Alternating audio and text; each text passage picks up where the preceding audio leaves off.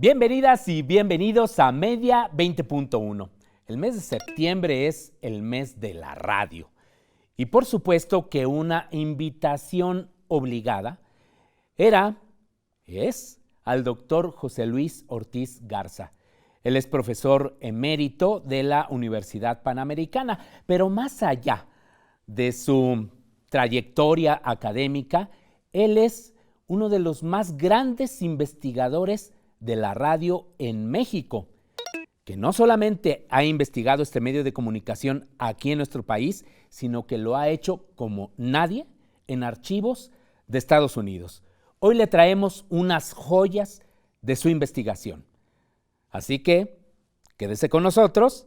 Antes de la entrevista, algunos hechos destacados en materia de medios y telecomunicaciones, ya lo sabe usted, con la periodista Paulina Gómez.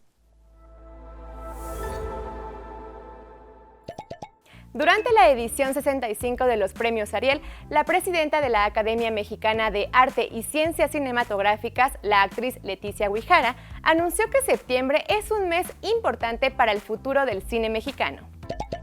Septiembre será crucial también para la comunidad cinematográfica, porque después de 5 años de diálogo y reflexión conjunta entre gremios y autoridades, la tan necesaria propuesta de modificaciones a la Ley Federal de Cinematografía será puesta a consideración de los legisladores para su discusión y urgente aprobación. También Güíjara hizo un llamado a las autoridades para retomar el diálogo con la comunidad cinematográfica, luego que la Suprema Corte determinara la inconstitucionalidad de la derogación de los artículos 33 al 38 de la Ley de Cine, que sustentaban el Fondo de Inversión y Estímulos al Cine Fidecine. La ceremonia de la entrega de los premios Ariel se realizó por primera vez fuera de la Ciudad de México, en Guadalajara, en el Teatro Degollado, donde el reconocimiento a la mejor película fue para El Norte sobre el Vacío de Alejandra Márquez Abela, mientras que Bardo, falsa crónica de unas cuantas verdades de Alejandro González Iñárritu, se llevó 8 estatuillas. Del 6 al 8 de septiembre se llevó a cabo la edición 14 de la Bienal Internacional de Radio que organizó la Secretaría de Cultura a través de Radio Educación. En esta ocasión, la Bienal tuvo como eje el tema Periodismo y Cultura para la Paz, y las actividades entre conferencias, talleres y eventos artísticos se desarrollaron en el Centro de las Artes de Tlaxcala. En el concurso de producciones radiofónicas se inscribieron más de 700 trabajos provenientes de 21 países. Del 20 al 22 de septiembre se llevará a cabo el 8º encuentro de la Red de Radios Universitarias de México en Saltillo, Coahuila. De entre las actividades a realizar, destaca un coloquio que organiza Radio Francia Internacional con el fin de analizar el papel de los medios en la toma de una conciencia ecológica. También en dicho coloquio se analizará al periodismo en tiempos de polarización y de extremismos políticos. El programa de trabajo del encuentro incluye conferencias magistrales, así como mesas de diálogo sobre equidad de género, metaverso, inteligencia artificial, accesibilidad, entre otros temas. Por parte de Radio UNAM participará Santiago Ferrer. Todas las actividades se transmitirán por las redes sociales de la Red de Radios Universitarias de México. Estas fueron las noticias de la semana. Regresamos con Gabriel Sosa Plata para más información en el estudio de Media 20.1. Muchas gracias a Paulina Gómez y muchísimas gracias al doctor José Luis Ortiz Garza. Oye, qué privilegio tenerte aquí, doctor. Privilegio es mío, la verdad, privilegio es mío, mi querido Gabriel. Hemos leído tu obra, muchas veces la recomendamos a nuestras alumnas y a nuestros alumnos, por supuesto.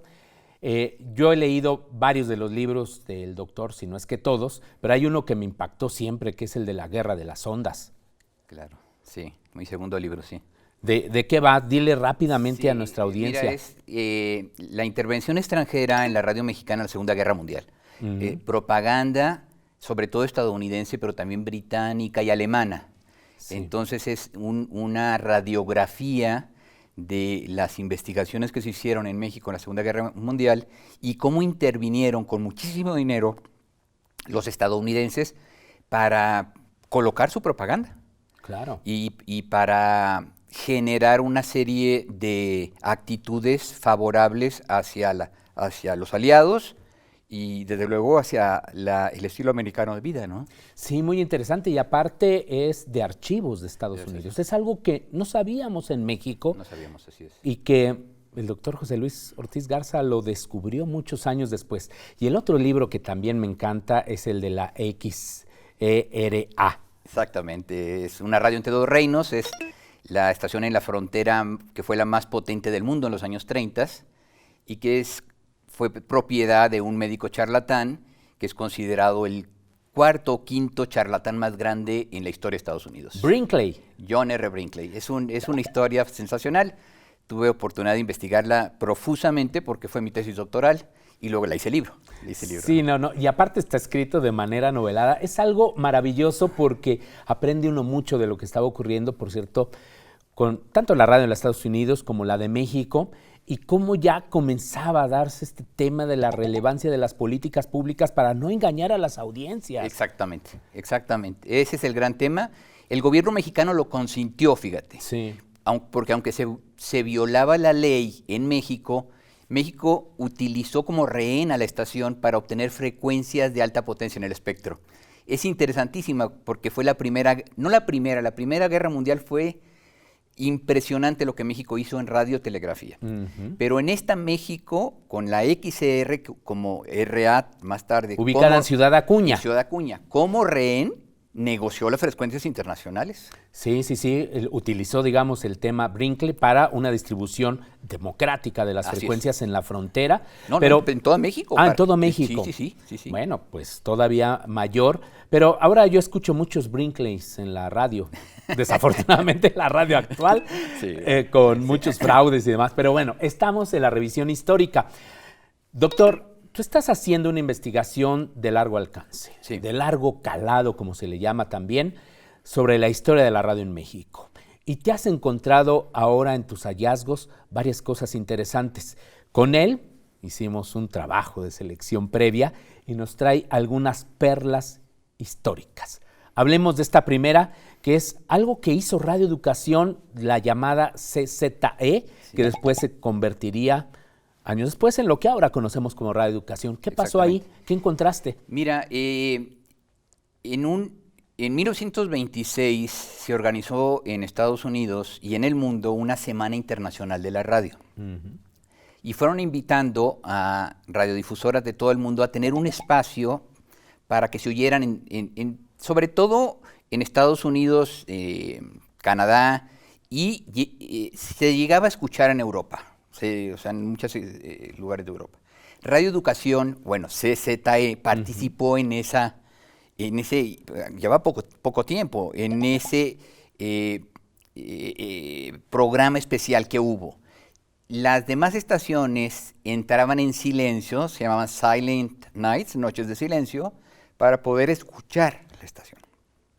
El caso es que el programa que sacó Radio Educación fue un programa con un espíritu nacionalista increíble, con una consistencia en el argumento que quería vender, porque era diplomacia internacional, diplomacia cultural, que sacudió a Estados Unidos.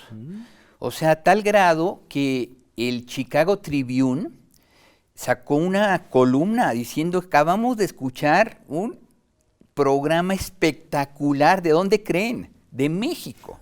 No lo creían posible. No lo creían. Dice, este locutor, yo creo que era León Grajales. ¿Te acuerdas que? Sí, claro. Fernando León Grajales. Yo creo que era él. No lo dice ahí en el artículo, que yo lo tengo en material impreso, pero dice... dice, este programa deberíamos de aprender, fíjate lo que dice el Chicago Tribune a todos los radiodifusores de Estados Unidos, deberíamos aprender de México del modo en que se hace un programa.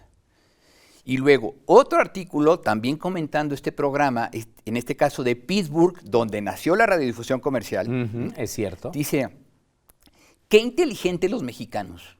El programa que han sacado repitió 20 veces México, México, México, con con una capacidad persuasiva que nos dejó impresionados a todos. Y vuelve a decir este periódico de Pittsburgh, aprendan, señores de Estados Unidos, a lo que está haciendo México. Sí, qué interesante, sobre todo considerando que la radio en México había nacido formalmente en 1921 y apenas 2 años antes de esto que nos comentas, pues había nacido formalmente Radio Educación, pero ya estaba haciendo cosas muy importantes. Importantísimas. Claro, con un impacto mundial. Radio Educación para mí, de verdad que es, yo creo, en la primera etapa de la radio la más importante. ¿Por qué?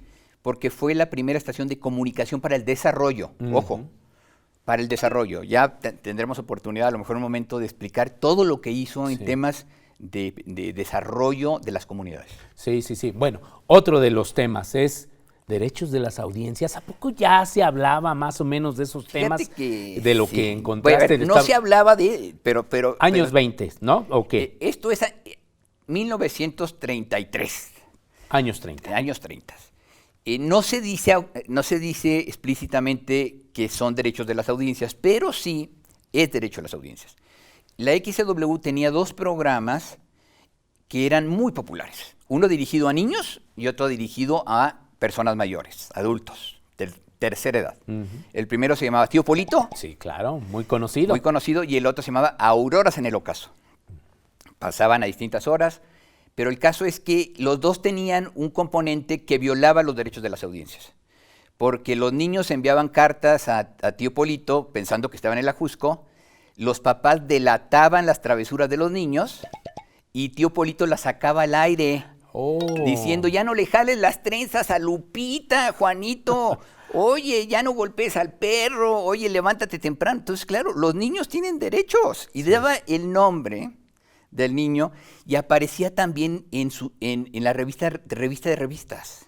O sea, relataban los nombres, lo que estaban delatando de los niños, o también premios que había ganado, los felicitaba, pero ahí está un caso muy interesante de derechos de las audiencias.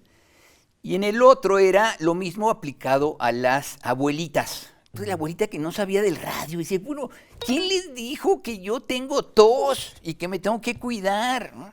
Claro, las hijas mandaban al programa los datos de la mamá, o en este caso la abuela, y la abuela se quedaba sorprendida, pero ¿quién les dijo que yo soy chimuela?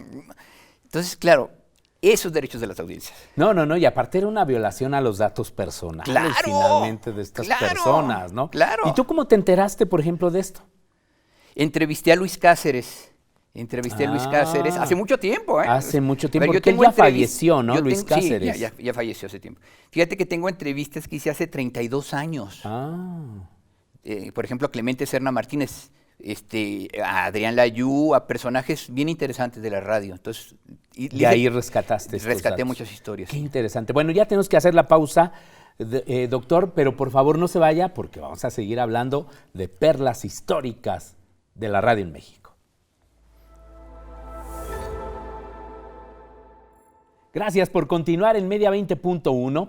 Estamos en una entrevista con el doctor José Luis Ortiz Garza, uno de los más grandes investigadores de la radio en México, y estamos hablando de algunas perlas, de algunos hallazgos que pues tanto ha obtenido a través de entrevistas que hizo hace mucho tiempo, o bien, como ha ocurrido en muchos de los casos, en archivos que solo se encuentran allá en Estados Unidos, y allá ha salido información muy valiosa que no conocíamos en nuestro país, por supuesto. También de Londres, fíjate. También de Londres. También encontré en los archivos nacionales de Londres información interesante. Mira, qué bien. Qué bueno, digo, eso es un gran aporte.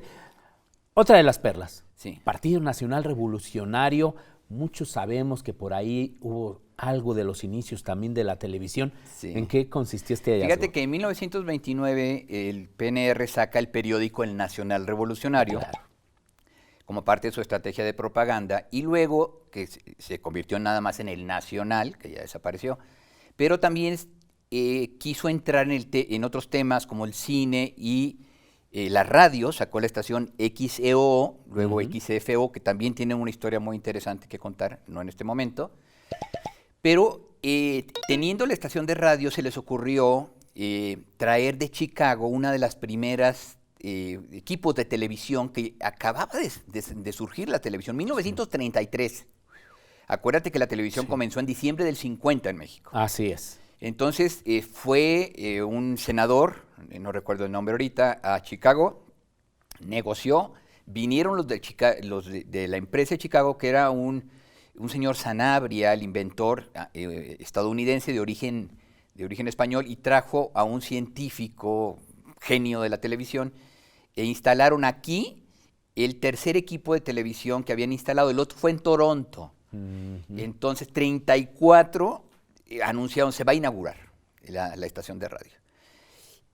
Realmente no funcionó, eran 2 aparatos receptores y un transmisor.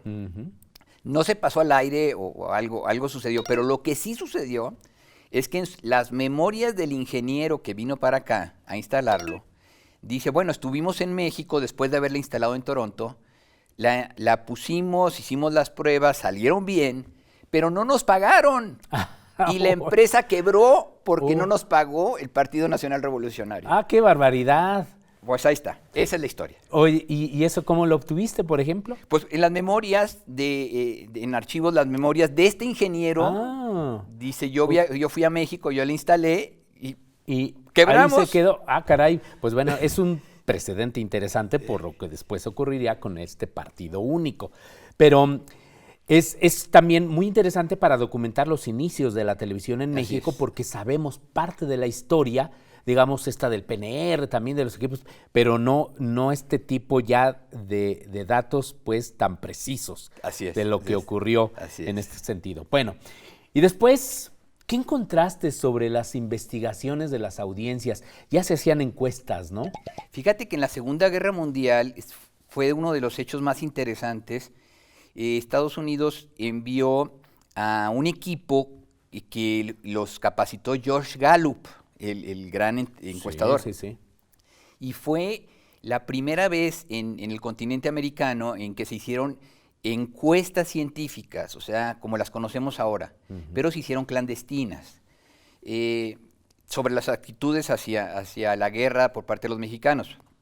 Pero como parte del estudio del Sistema Nacional de Comunicación de un país, se hicieron censos, se hicieron investigaciones de qué programas eran más populares, qué le gustaba a la gente, y se tienen todos los datos de cómo era el rating, de qué programas gustaban más a los mexicanos. Yo tengo todos esos estudios, se hizo a nivel nacional, por las principales ciudades. ¿De qué año dices más Estamos o menos? hablando del 43.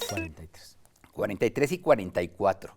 Entonces es muy interesante porque puedes ver hasta dónde penetraba la XW, por ejemplo, en Morelia, o por ejemplo en Mérida. Y entonces estas investigaciones de audiencias permitieron ver las reacciones y ajustar los programas que tenían los estadounidenses de acuerdo con lo que les decían las encuestas. Fue una manera también que el Departamento de Estado tuvo para ver qué políticas informativas convenía llevar en cada uno de los países. Intervenir finalmente en las políticas editoriales. Sí, intervenir en la programación, cómo hacer programación. Pero entonces, conociendo el perfil de los radioescuchas, que las primeras encuestas ya oficiales que se saben aparecen a mediados de los 50, pero estas son del 43. No, y aparte pues son en plena Segunda Guerra Mundial. En plena Segunda Guerra Mundial. Interesantísimas las. ¿Y si la W era apabullante? 80% del mercado tenía la W. Wow. Bueno, pues por eso fue la voz de la América Latina desde México. Espionaje, Azcárraga. A ver, ¿qué pasó ahí, Mira, doctor? Lo veremos en un documento que les traje ahora. Sí, lo verán en pantalla también. Que está en los archivos del FBI de Washington, en el que se establece que la XCW, con Azcárraga como cabeza, es un centro de difusión de propaganda nazi y de difusión de inteligencia militar. Fíjate qué interesante. Y le hacen una investigación que dura más o menos 6 u 8 meses. Investigan también a un cuñado de Azcárraga, que era del partido nazi. Investigan a la hermana. Investigan a Otón Vélez. Dicen que el cabecilla es Otón Vélez. Él era el gerente de la XW. Sí. Y a todo el equipo. Entonces hace una investigación brutal. La NBC interviene y dice, oye, no, este es mi socio. Es mi socio. Yo lo conozco. Él no puede ser nazista. Entonces, bueno, es algo que platico con mucho detalle en mi libro, Claro. pero a Emilio Azcárraga, bueno, ya se entera y empieza a hacer alabanzas a Estados Unidos, y empieza a justificar, A tratar de revertir, esto, ¿no?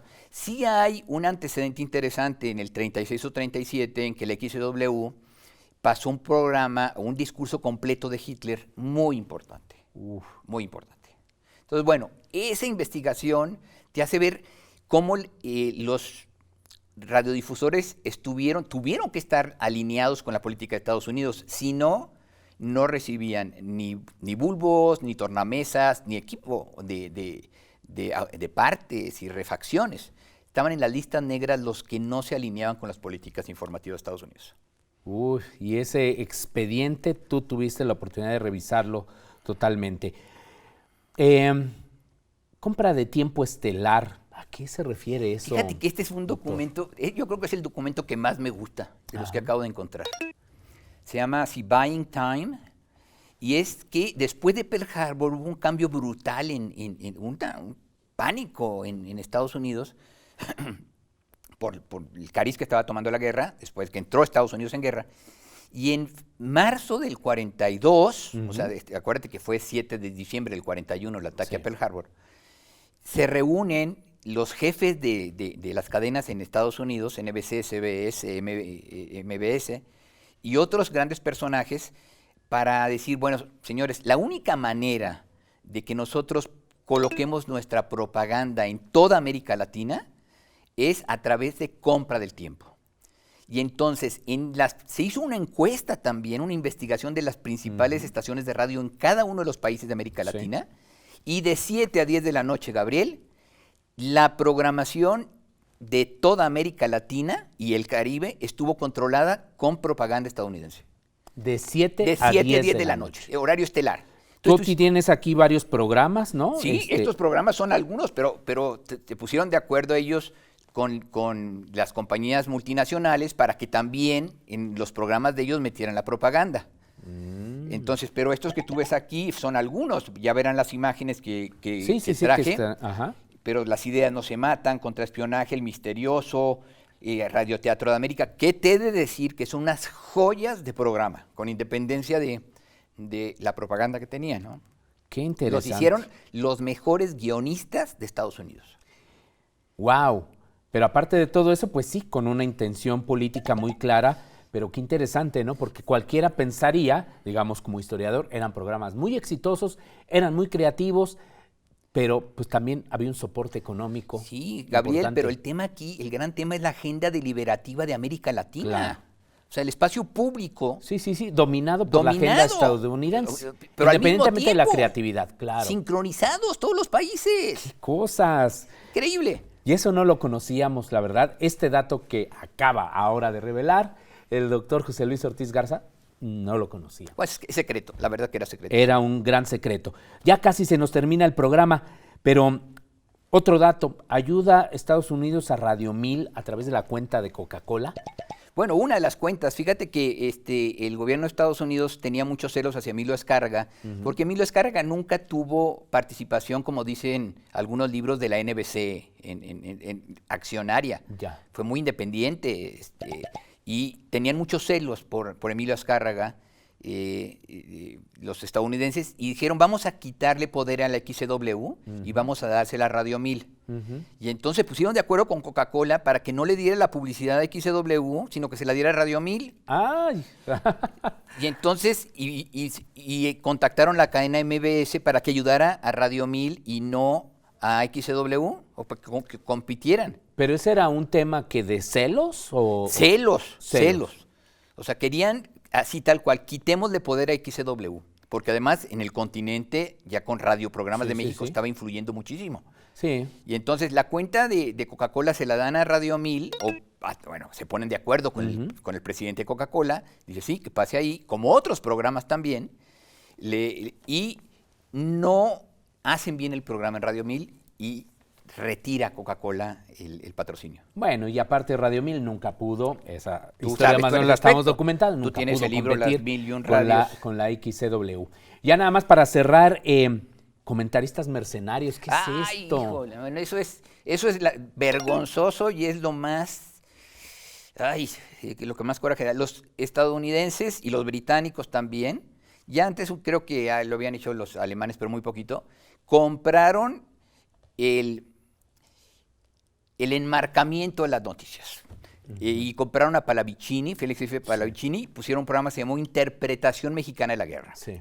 Entonces todos los días pasaba, fue el programa más exitoso de la Segunda Guerra Mundial. Eran 15 minutos, 10 o 15 minutos, a veces 12. Pero el tema es que le decían cómo interpretar los acontecimientos. Le marcaban el guión. Le daban el guión. De hecho, hubo guiones para el día de la invasión, día D, para el día de la invasión a Sicilia. Guiones, aquí. Esto es lo que tú tienes que decir. Traigo una joya, ¿Cómo interpretó Félix Pallavicini el lanzamiento de la bomba atómica en Japón? Lo quiero leer porque es increíble. Es breve porque breve, ya se nos acabó el tiempo. Bueno, a ver, lo que dice, en pocas palabras, lo voy a resumir. ¿Sí? Dice, de ahí que la providencia haya querido que no fuese poseedor de ese aparato instrumento un genio del mal como Hitler, sino que quedase en manos de un pueblo cristiano. Oh, la bomba atómica. Qué barbaridad. Pues bueno, justificando finalmente lo que terminó siendo una gran tragedia, pero que dio término a la Segunda Guerra Mundial. Doctor, muy rápidamente, ¿dónde se pueden bajar algunos de los documentos? Si van a la página academia.edu y ponen mi nombre con los acentos, ahí pueden descargar todo lo que he publicado. Parte de los libros. Doctor, muchísimas gracias. Al contrario, es un placer estar con todos ustedes. Pues bueno, ya nos llevamos un gran aprendizaje también de nuestra historia radiofónica. Gracias nuevamente, gracias a usted. Hasta la próxima semana.